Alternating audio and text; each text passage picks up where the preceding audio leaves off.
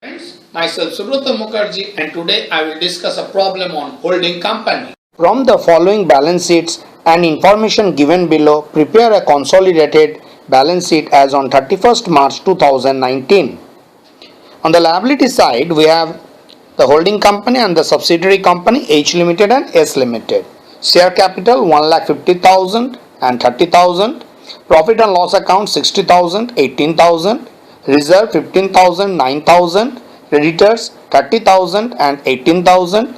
Bills payable only for the S Limited is 4,500. Now on the asset side, we have sundry assets 1,20,000 and 18,000, stock in trade 91,500 and 36,000, debtors 19,500 and 25,500, bills receivable 1,500, and shares in S Limited 2,250 shares of rupees 10 each at cost on 1st April 2018 at 22,500. Additional information: all the profits of S Limited have been earned since the shares were acquired by H Limited, but the reserve of rupees 9,000 was already there at the time. Bills accepted by S Limited are all in favor of H Limited, which was discounted rupees 3,000 of them. Sundry assets of S Limited are undervalued by rupees 3,000. The stock in trade of H Limited includes rupees 7,500 bought from S Limited at a profit to the latter of 25% on cost. This problem, this is the way how to prepare the consolidated balance sheet. So the first item that I have written here is the date of acquisition. You have to follow the following steps. So date of acquisition was 1st April 2018. Degree of holding, that is, what is the percentage of holding by H Limited in S Limited. So 2,250 shares of S Limited have been acquired by H Limited out of 3,000 shares. So 3 by 4th or 75%. Third point I have written is the minority interest, that is 1 minus 3 by 4 is equal to 1 by 4. Next point is the control chart A that I have to prepare. So just follow how I prepare this control chart A.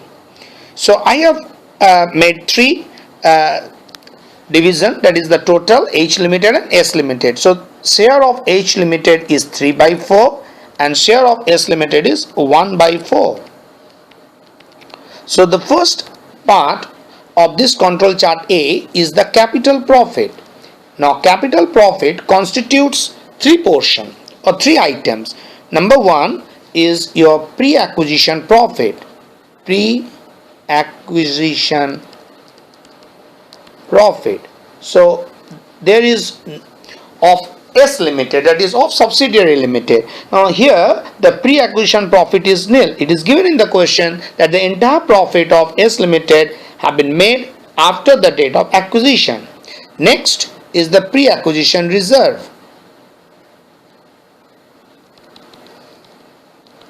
Now it is given in the question that on the date of acquisition the reserve of S Limited was 9,000. And the next part is the revaluation of sundry asset.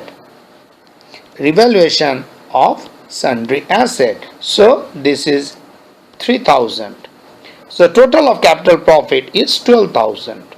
Now 3/4 of which is 9,000 and 1/4 of which is 3,000 or S Limited. Now this is next point is the post acquisition profit. Post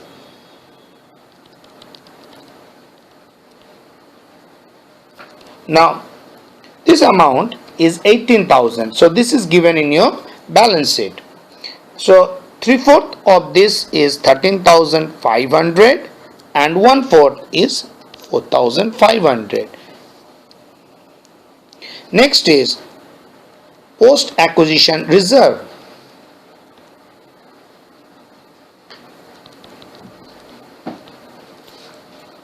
So this is also nil.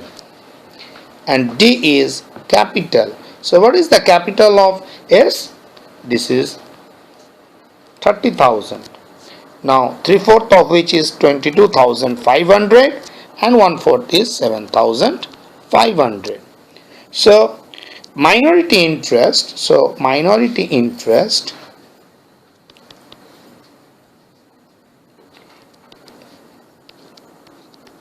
is 15,000. So to make you understand again, so control chart A, so this is the structure of control chart A. So first is the capital profit. Sorry, I have forgot to write here capital profit. So the first portion is the capital profit. So capital profit has will have three parts. So one is the pre-acquisition profit, then pre-acquisition reserve, and the revaluation of sundry asset. So total capital profit is 12,000 of S Limited, and the portion of H Limited in the assets of S Limited is 9,000, and the minority interest is 3,000. Next part is the post acquisition profit. So 18,000, 13,500 and 4,500. Post acquisition reserve is nil, and the capital I have segregated. Next most important working is the control chart B. So cost of acquisition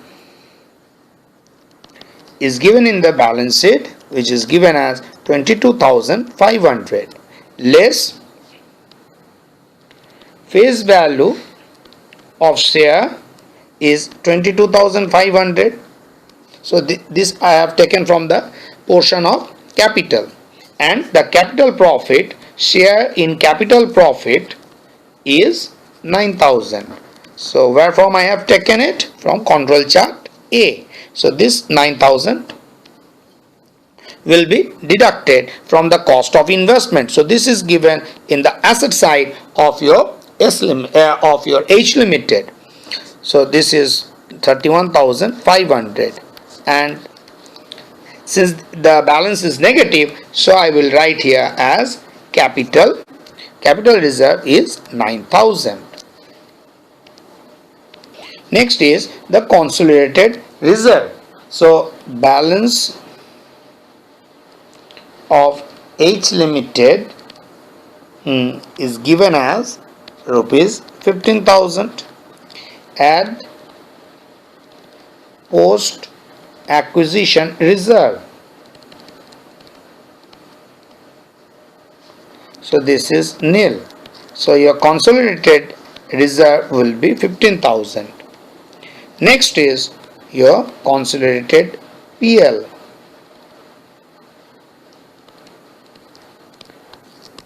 So balance of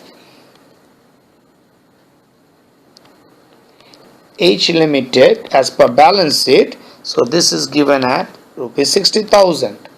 Add share in S Limited, that is post acquisition PL. So from control chart A you will find your post acquisition profit or is 13,500. Next is, so I will sum it up, 73,500. So less unrealized profit in stock. Unrealized profit in stock. So this is 7,500 into 25 by 125. So 1,500. So your consolidated profit and loss account will be 72,000. I have prepared the consolidated balance sheet as on 31st March 2019. Equities and liabilities, we have shareholders fund, A share capital 1,50,000. Reserve and surplus 96,000. The detail of reserve and surplus is given in note 1. In current liability, we have minority interest 15,000 and trade payables 51,000. So detail of trade payable is given in note 2. So liability side total is 3,12,000. And on the asset side, we have non-current asset, sundry asset 1,41,000, 1,41,000. The detail of which is given in note 3. Stock in trade 1,26,000, the detail of which is given in note 4, and trade receivable 45,000. This the detail is given in note 5. So asset side total is 3,12,000. In note to account, the detail of reserve and surplus. So we have capital reserve. So you will find that amount of capital reserve in control chart B, 9,000. The excess money, the value was 9,000. So from control chart B, you will find capital reserve 9,000, consolidated PL 72,000, and general reserve is 15,000. So total is 96,000. Next is trade payable. Creditors of H Limited is 30,000 and S Limited is 18,000. So detail of trade payable is 48,000 for creditors, and for BP 4,500 is of S Limited, less set of 1,500 is 3,000. So total of creditors and bills payable will give you 51,000. Third is sundry asset. So of H Limited 1,20,000 and of S Limited 21,000. So the total amount is 1,41,000.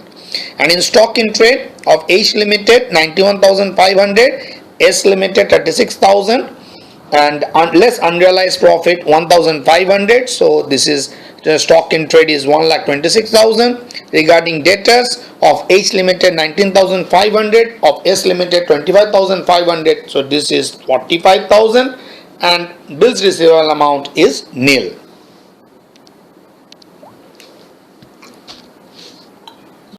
You have understood the problem. I request my viewers to subscribe my channel to get regular updates, and to see the playlist section of the channel to see the earlier videos that I have uploaded there. Thank you.